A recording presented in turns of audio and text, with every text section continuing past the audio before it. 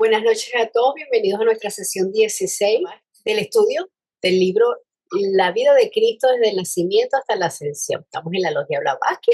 Vamos con el capítulo 2, significado de la Anunciación. Gracias a todos y adelante, Enrique. Muchas gracias, Caro. Doy una fraternal bienvenida a todos para continuar con el estudio de este interesante libro acerca de la vida de Cristo, visto desde un punto de vista teosófico. Bien, hemos estado siguiendo la vida de Jesús y de Juan, particularmente, desde luego, con la implicación de Zacarías y de José y de Elizabeth, para él, desde el embarazo hasta el nacimiento de ambos seres muy avanzados, en este caso, Juan y Jesús, y cómo su vida, en términos de la historia y en términos espirituales, dependen una de la otra, no porque Jesús pueda existir, tenga la posibilidad de existir porque Juan existe, sino que estamos viendo cómo hay simbolismos y hay algunas cuestiones que tienen que ver precisamente con lo que representan cada uno desde el punto de su propio desarrollo espiritual. El hecho de haber nacido Juan antes que Jesús está estrictamente de acuerdo con el proceso evolutivo natural. El estado del intelecto ampliado e iluminado de Juan precede al de la capacidad de percepción directa e intuitiva de Jesús. Ya habíamos dicho aquí que mientras Juan está representado aquí por el desarrollo intelectual, es decir, por su yo superior, por su manas, su mente superior, en el caso de Jesús, ya él tiene el desarrollo de la intuición, es decir, ya ha alcanzado el nivel de su alma espiritual bien desarrollada. Ya puede percibir las cosas, la verdad, la realidad tal como es, no como nosotros la percibimos con la mente. Él trascendió esa etapa. Entonces, esta capacidad está siempre latente en el yo inmortal, pero solo se expresa al llegar la hora evolutiva requerida. Es decir, que no se alcanza porque uno lo desee simplemente.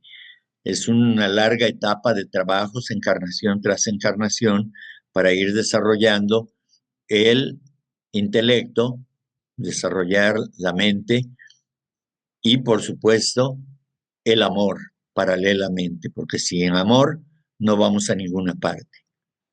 Una vez que se despierta la verdad, se conoce desde dentro y ya no más desde fuera. Es decir, el ser humano que alcanza ese estado de conciencia vive ya en la verdad, se convierte en la verdad misma, pudiéramos decirlo de esa manera. Bien, ahora continuamos.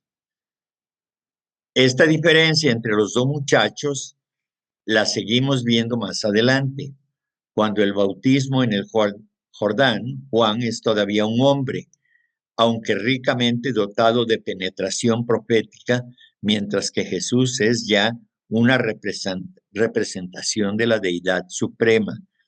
Es lo que les comentaba, ¿no?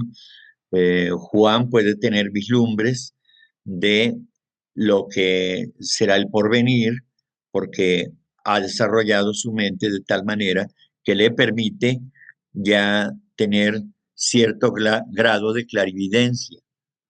Pero en el caso de Jesús, él ya es propiamente un Dios en este caso. ¿Por qué? Pues porque ya tiene totalmente desarrollada su aspecto espiritual.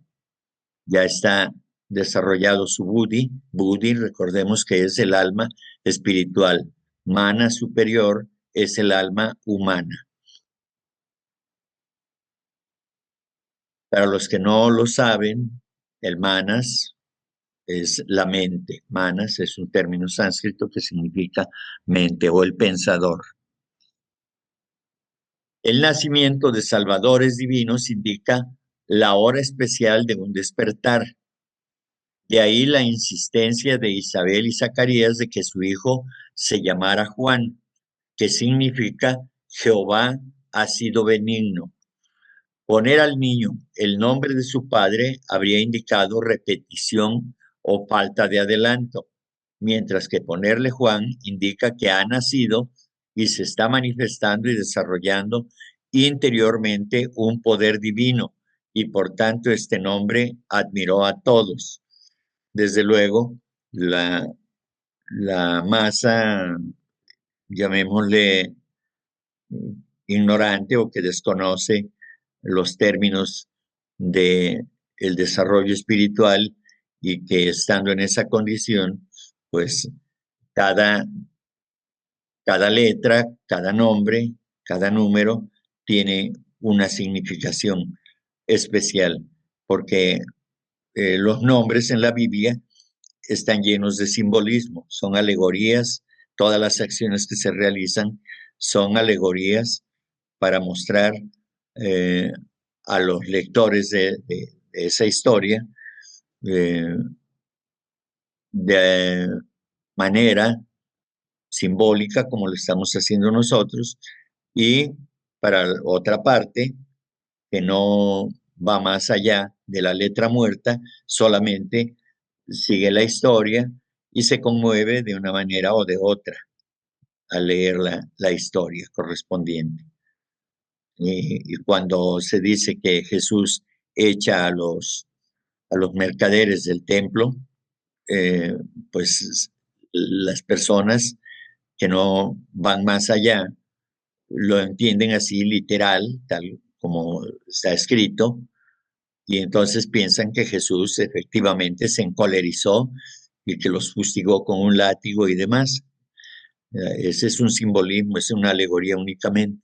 Y al punto se abrió su boca y su lengua y hablaba bendiciones a Dios. Esta repentina y sobrenatural exhibición de la facultad de hablar en un infante recién nacido indica la necesidad de una interpretación espiritual, además de la histórica.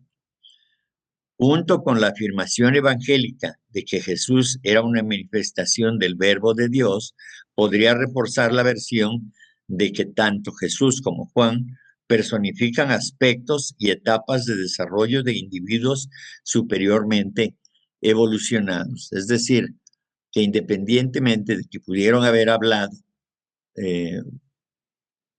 así recién nacidos, aquí nos indica también que es el nacimiento hacia un nivel elevado de conciencia. Entonces son seres humanos muy evolucionados y que nacen y ya pueden comunicarse, digamos, espiritualmente, no verbalmente, sino espiritualmente. Entonces, todo está en sentido figurado en este caso. Adelante. Bien. Oye, Enrique, entonces desde su nacimiento de Jesús, ¿ya tenía su nivel crístico o lo adquirió durante la vida, durante el trayecto que vivió acá con nosotros? Recordemos que el Cristo es un ser que utilizó el cuerpo de Jesús. Y entonces aquí hablamos estamos hablando de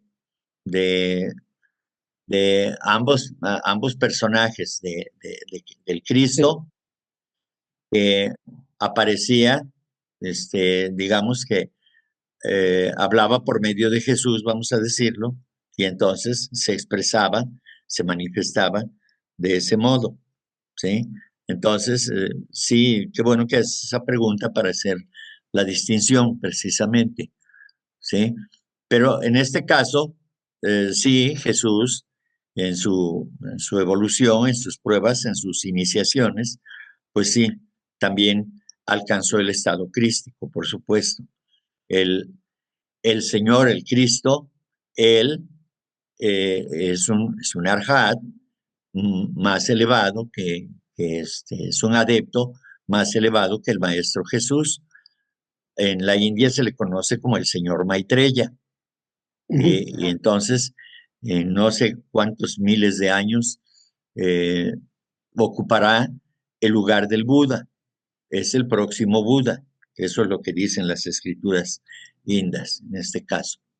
Ok. El Señor Maitreya es el mismo Señor Cristo. Y el Maestro Jesús es otro ser diferente. El resto de este capítulo de Lucas 1, del 65 a 75, puede leerse tanto literal como místicamente. Relata actuaciones de Zacarías y las palabras de este son una repetición de la profecía del Antiguo Testamento y una promesa de su cumplimiento.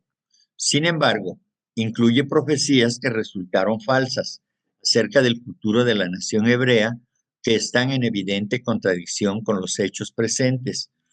¿Cómo aceptar semejante ignorancia del futuro de parte de uno que se decía había sido elevado en espíritu y que por tanto estaba capacitado para predecir con exactitud el futuro del pueblo judío? Es probable que de lo que se trata de profetizar allí es una condición de la conciencia de toda la raza humana, así como de miembros individuales de la humanidad. Es decir, la profecía puede referirse a un futuro logro de conciencia por la humanidad, más bien que a una preeminencia particular que se concede a un reducido grupo de gentes por orden divina. Semejante logro puede describirse como mesiánico, puesto que incluye el despertar o nacimiento y el desarrollo continuo en todos los hombres de la facultad de preocuparse y compadecerse a la manera de Cristo. Bien, esto que menciona aquí el señor Hodgson, pues yo lo desconozco, a qué se refiere efectivamente, dónde se equivocó, pero seguimos con las alegorías. Por ejemplo, en algún lugar de la Biblia se habla de la ciudad de las 9 puertas. La ciudad de las 9 puertas es el cuerpo humano. Entonces, vean cuántos orificios tenemos, los varones, ¿sí? En este caso, son 9 orificios que tenemos y se refiere a eso. Entonces, la ciudad de las 9 puertas es el cuerpo humano. Entonces, como les comento, todo se da por alegorías. Por ejemplo, es más fácil que un camello entre por el ojo de una aguja, ¿sí? Que un rico al reino de los cielos, ¿no? Y también se dice que en aquella época los comerciantes, los que comerciaban con granos o con alguna otra cosa, llevaban a los camellos los llevaban cargados con el producto para la venta y tenían que pasar por una especie de puertas que les llamaban agujas. Y entonces a esa abertura por donde tenían que pasar, era como calibrar ahí si era correcto lo que llevaban como, como carga, el total de la carga, y ya de esa manera ya podían pasar, ¿sí? Entonces, no cualquiera podía cruzar esos ojos de esas agujas para ingresar a a Jerusalén, yo supongo, para vender sus productos. Entonces, todo eso tiene que ver con las alegorías, como les comentaba, ¿sí? Entonces, aquí no sé a qué pasaje se refiere efectivamente, pero pues vale hacer la aclaración de que tal como se dice aquí, precisamente se trata de, seguramente no del pueblo judío solamente, ¿sí? Sino de toda la humanidad, porque dice que la profecía no se cumplió. Entonces quizás se refiera, dice el señor Hodgson, a el desarrollo de la humanidad. También muestra que queda establecida en la naturaleza espiritual, intelectual y física del hombre la capacidad de conocer la verdad directamente, lo cual es otro signo de un estado mesiánico de conciencia, en lugar de que siga predominando un aspecto sobre otro. El ser humano logra equilibrar la actividad y la influencia de todos sus aspectos y así queda espiritualmente elevado e intelectualmente iluminado, lo cual está muy por encima de la condición normal del género humano. Creo que entendemos el término mesiánico, ¿no? Viene de Mesías, que todo esto atiende precisamente a que dice que es otro signo de un estado mesiánico de conciencia, es decir, de, de aquella conciencia que representa a un Mesías, en este caso. Interpretados de esta manera, estos logros son profetizados para toda la humanidad y no solo para los hebreos. Sin embargo, es cierto que determinadas personas y grupos, tales como los que se reúnen como discípulos en torno a grandes instructores, alcanzan esa talla muy por delante de la raza humana en su conjunto. Esos seres adelantados establecerán armonía entre las naciones del mundo y, consecuentemente, toda nación vivirá segura, todas se respetarán y honrarán mutuamente. Será ciertamente una edad mesiánica. Bien, ya habíamos comentado anteriormente en otra sesión acerca de que se habla de que seguramente los apóstoles o los discípulos de Jesús ya han estado y quizá estén actualmente trabajando por la humanidad encarnados, porque ellos siguen trabajando. Sobre todo los discípulos de los grandes seres prácticamente vuelven a encarnar rápidamente porque están al servicio de la jerarquía que gobierna la tierra y que son, digamos, sus agentes, amén de Blavatsky, de Krishnamurti y de otros grandes seres. También, pues los apóstoles pueden estar actuando como gobernantes, como científicos, como líderes religiosos, de uno o de otro modo estarán presentes quizá. Porque no podemos pensar que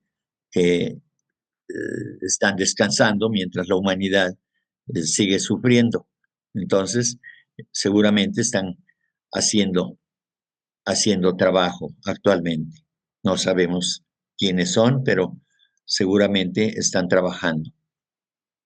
Quizá no todos, pero algunos de ellos sí. Bien, Juan el Bautista puede verse así como una personificación de la inteligencia humana bien desarrollada, y Jesús como la de una etapa todavía más avanzada y desarrollada en la que se realiza conscientemente el hombre divino en el hombre y en el universo como aspectos de una misma divinidad. Yo y mi Padre somos uno, dice la Escritura. Esto bien puede describirse como lo hace Lucas 1, 78 y 79, como la visita por misericordia de Dios de una luz de la altura a fin de iluminar a los que se hallan en tinieblas y sombras de muerte y guiar nuestros pasos por el camino de la paz.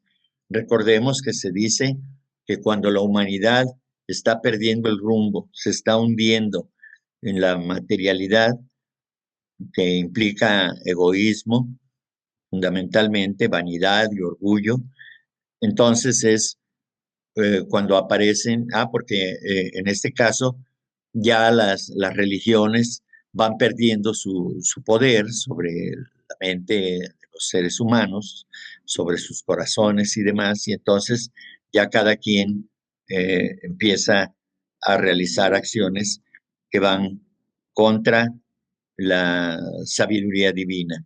Y de ese modo es de que como esta jerarquía de grandes seres está vigilando el desarrollo de la humanidad, entonces son enviados por esta, esta, esta cohorte, digamos, de grandes seres que están vigilando todo el desarrollo de la humanidad y del planeta, pues es cuando envían, como lo dicen los maestros, envían a uno de sus agentes para que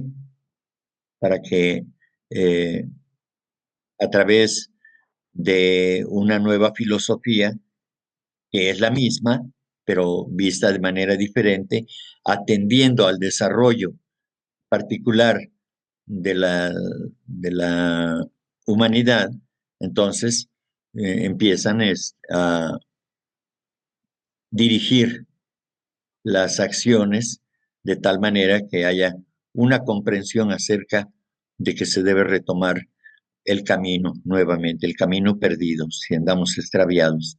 A eso se refiere este asunto, y por eso vienen de vez en cuando los grandes seres y también seres de menor categoría espiritual, digamos, como la señora Blavatsky, Krishnamurti y otros grandes seres también que sin alcanzar el adeptado, pero ellos sirven al propósito de los maestros y de la propia jerarquía para que nos vayan guiando precisamente. Y la sociedad teosófica, como lo dijo la señora Blavatsky, sirve al propósito de la teosofía, es decir, de la sabiduría divina, la misma que los maestros de sabiduría difunden y la han difundido a través de sus agentes, a través de sus representantes, como el Maestro Jesús, Hermes, Platón, etcétera, etcétera. Entonces, de eso trata toda esta historia aquí en lo que estamos estudiando, en los pasajes bíblicos. Adelante, Salomón. Oye, Enrique, entonces ellos nada más vigilan, ¿verdad? Ven que se lleve a cabo el plan, pero no intervienen para cuando se desvía mucho la humanidad, no intervienen para que se mejore o se mejora a través de, como dijiste, de filosofías nuevas o algo que pueda hacernos reaccionar y poder continuar en el buen camino. Sí, efectivamente, como lo hizo Jesús, como lo hizo la señora Blavatsky, vienen a dar un mensaje. Ellos traen un mensaje de, como dice aquí, para guiar nuestros pasos por el camino de la paz. Eso es lo que viene, su mensaje es ese fundamentalmente, un mensaje de amor. Son grandes enseñanzas y que las almas que están preparadas para recibir ese mensaje lo siguen. Algunos lo practican, otros se enteran y tratan de seguirlo y otros lo ignoran, la inmensa mayoría. Y así vamos. Los mensajes que están escritos en los libros llamados sagrados, pues ahí están, los Upanishads, todo lo que tiene que ver con la enseñanza de la Vedanta, el budismo, el cristianismo, las enseñanzas de Mahoma, Platón, todo eso, ahí está. y lo podemos estudiar 1,000 veces, pero mientras no asumamos la responsabilidad de, de querer cambiar o de cambiar, pues no se va a dar el cambio. Y si en el caso de nosotros que creemos que entendemos estas enseñanzas de todos los grandes seres, porque eso enseña la teosofía, y no podemos hacerlo, pues es porque o no queremos o no podemos, no estamos preparados, cualquiera de las dos cosas. Y lo peor es que a veces no hacemos el menor esfuerzo, dejamos que nos lleve la corriente para donde quiera y demás, ¿no? Entonces, sí es un trabajo arduo de donde se tiene que desarrollar la conciencia para que nosotros, y a través del poder de la voluntad, porque no nada más es ser consciente, es que también el poder de la voluntad juega un papel fundamental para que nosotros podamos cambiar. Pero vamos, ahí vamos, poco a poco, paso a paso. Y si no lo hacemos, en un momento determinado, cuando debemos hacerlo, pues entonces viene el maestro dolor a obligarnos a que lo hagamos. Eso es todo. Terminamos con lo de la anunciación y ahora vamos con el capítulo 3, que trata del significado de la Inmaculada Concepción y como subtítulo, la autopurificación. Bien, veamos. En lugar de entablar inútiles discusiones sobre si históricamente puede ser cierto o no el relato de la Inmaculada Concepción, es mejor, en mi opinión, considerarlo místicamente. Y sí, efectivamente, a veces se arman debates. Yo recuerdo a lo largo de la historia, bueno, de mi historia dentro de la Sociedad Teosófica, pues debates acerca de si María efectivamente se embarazó o no. Y entonces, hoy en día, pues puedo decir que pues eso es lo menos importante, la verdad, porque pues eso no nos sirve para nada. Es mera curiosidad, quizá, imaginación que nos permite saber si María estaba embarazada o no y demás. Y a propósito, en la ciudad de Tasco, en el estado de Guerrero, aquí en México, eh, hay una catedral dedicada a Santa Prisca. En uno de los retablos, bueno, en los retablos, ahí está la historia del nacimiento de Jesús, y es la única virgen, al parecer, por lo menos en México, que está embarazada, está pintada encinta. Esa María está encinta, ahí aparece así la pintura. Entonces, bueno, son datos curiosos, ¿no? Entonces vamos a ver lo que dice el señor Hodgson, que vamos a considerarlo místicamente. Los 4 evangelistas comprendían en distintas medidas estas enseñanzas más profundas y esotéricas, especialmente San Juan, pero estaban obligados por votos místicos a ocultar ese conocimiento, aunque también esos votos les obligaban a compartir prudentemente con su prójimo lo que se les había revelado. Así lo hace San Juan, cumpliendo sus votos en los 5 primeros versículos de su capítulo 1, el cual hemos tomado para este estudio. Y dice así: con la máxima destreza, San Juan mezcla los poderes místicos y misteriosos de Dios cósmico y de Dios en el hombre, con la narración histórica de la vida de Jesús. Es conveniente separar estos hilos para evitar confusiones. Bien, entonces pongamos atención. El hilo que concierne a la naturaleza y evolución del alma espiritual hasta alcanzar la medida de la talla de la plenitud de Cristo es de especial importancia para aquellos en los que está despertándose la facultad intuitiva. La búsqueda mística ha comenzado para ellos. Tratan de entrar por la puerta estrecha y seguir el camino angosto. desde el nacimiento místico hasta la ascensión al cielo. Bien, entonces vemos que este camino no es un camino que esté en algún lugar de la tierra, que sea un camino lleno de obstáculos físicos y demás. Me imagino que puede ser en las montañas del Himalaya, puede ser en las montañas sudamericanas, o en los Alpes suizos, o algo así por el estilo. Esto es una figura netamente alegórica con respecto al trabajo que debe realizar el hombre y que va desarrollándose espiritualmente. Entonces, la ascensión al cielo es la elevación de la conciencia. El cielo es una conciencia elevada, está arriba, muy por arriba del nivel que tiene la humanidad en general.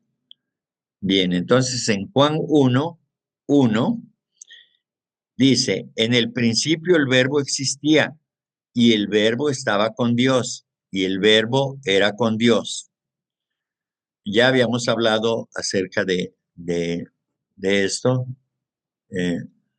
Voy a completar los 5 versículos.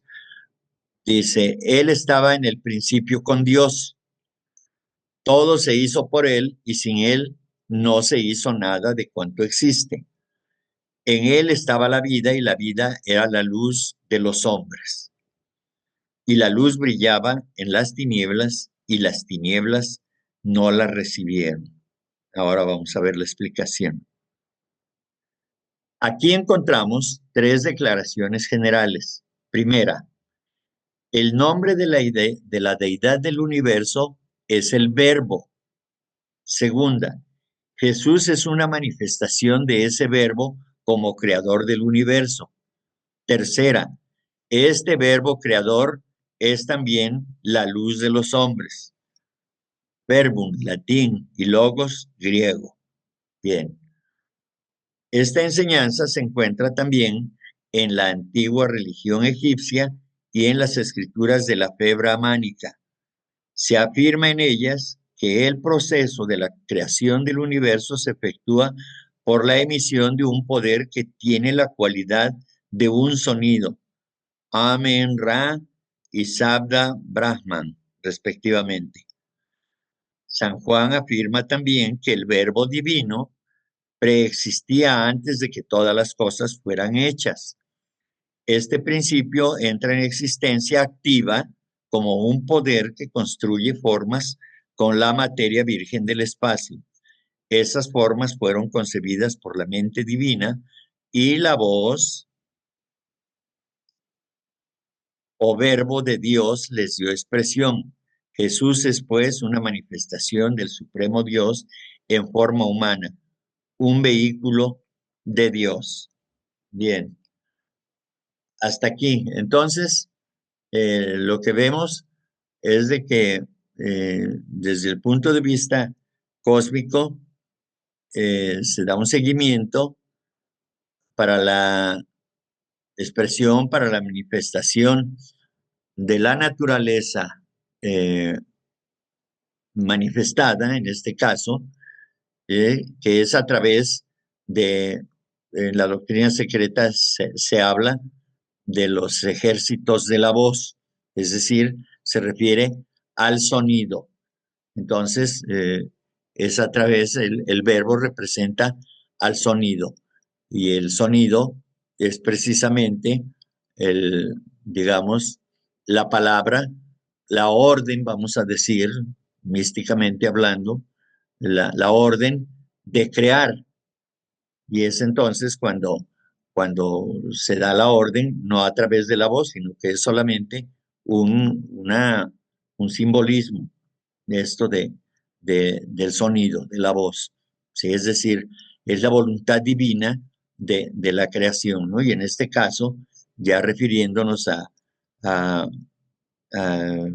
plano humano, derivado del plano divino. Entonces, es la manifestación de Jesús como representante tanto de la humanidad como de la divinidad. Ambas cosas, eso es lo que yo creo. A ver, vamos adelante, por favor. Claro. Exacto, hasta ahí.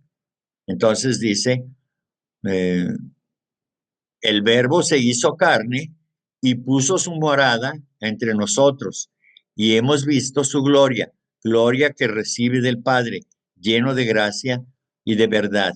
Es decir, el Verbo se hizo carne y su representación es Jesús, ¿sí?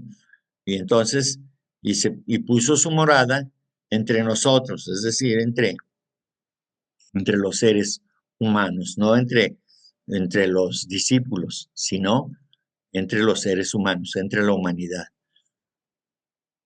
Bien, entonces la explicación es, si bien la frase, la vida era la luz de los hombres, puede considerarse como una descripción del efecto de la presencia de Jesús sobre la humanidad, también puede dársele un sentido interior o místico, la presencia divina manifestada dentro de todo ser humano, Cristo en nosotros, la esperanza de gloria. Es decir, ese ser superior, ese yo interno que está en nosotros, representa precisamente a ese Cristo en nosotros. Pero todavía no se puede manifestar en la humanidad. Por eso es la esperanza de gloria, porque solamente está aún en ciernes, se está proyectando apenas a través de cada encarnación, de cada individuo y de la humanidad en general. Eso es lo que es una esperanza de que la humanidad en un momento determinado, a través de su proceso evolutivo, alcanzará ese estado de conciencia crística. Entonces se manifestará. Mientras tanto, seguirá como una esperanza de alcanzar esa gloria, precisamente, ese estado de conciencia elevado. La adopción de este último sentido puede cambiar enteramente nuestra actitud hacia la historia de la vida de Jesús, porque entonces ya no la vemos únicamente como restringida macrocósmicamente ni históricamente a la persona de Jesús, sino más aún como un poder y una presencia dentro del yo íntimo de cada ser humano, o sea, universal y microcósmica a la vez. Efectivamente, porque se dice que el hombre es el microcosmos dentro del macrocosmos y la mónada humana es precisamente esa representación del microcosmos. Desde luego, la mónada con todos sus otros 6 principios, lo que constituye el hombre septenario en este caso, ¿sí? Entonces, eso corresponde a cada ser humano. Pero al ser parte de esa divinidad, de esa vida, mejor dicho, de esa vida universal, entonces también representa al macrocosmos, por supuesto. Es como la gota de agua que cae en el océano y se convierte en el océano mismo, esa gota. Ya deja de existir la gota y se convierte en el océano. Así también el ser humano o la mónada humana, una vez que se desarrolla y se hace autoconsciente y alcanza el estado donde se funde la conciencia del hombre con la conciencia universal, entonces la conciencia del hombre se vuelve la conciencia universal. Eso es lo que yo interpreto y que lo expongo de esa manera. Puedo estar equivocado. Para eso, pues está la oportunidad de que participen también, desde luego. Adelante, Salomón, por favor. Oye, Enrique, nosotros somos el microcosmos del macrocosmos. Se refiere al ser humano porque nosotros como seres humanos en esta etapa ya tenemos la mente, sin embargo los otros reinos aún no. ¿Es por eso que se refiere a nosotros?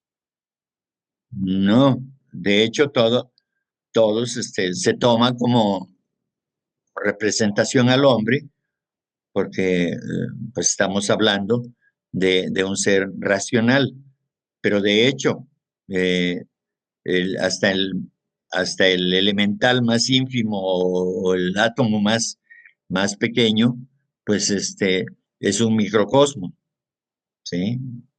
Recordemos, recordemos cómo es la estructura de un átomo, ¿verdad? Que está compuesto ¿por qué? Por neutrones, electrones y no sé cuántos más trones, ¿no? Entonces, pues así es hasta el infinito. Entonces, eh, todo lo demás es microcósmico. Sí, desde luego que se toma como representación el hombre, porque al universo se le conceptúa, se le ubica como que es septenario, y entonces el hombre también es septenario, pero todo lo que existe es septenario, todo. Sí, Sí, sí, porque está así en es. evolución, ¿no? Sí, así es. O sea, Sí. no es porque el hombre tenga la conciencia que tiene o la autoconciencia. Los otros seres que están por debajo del reino humano también tienen su propia conciencia, pero a su Ujú, nivel. Ujú. sí, sí, los otros, hay principios que los tiene latentes todavía, ¿no? Sí, igual el hombre también. Igual el hombre, sí. Sí, sí, por supuesto. Gracias, Enrique. Sí, a ti. ¿Alguien más? Quedamos aquí agradeciéndoles su atención, su presencia, por supuesto.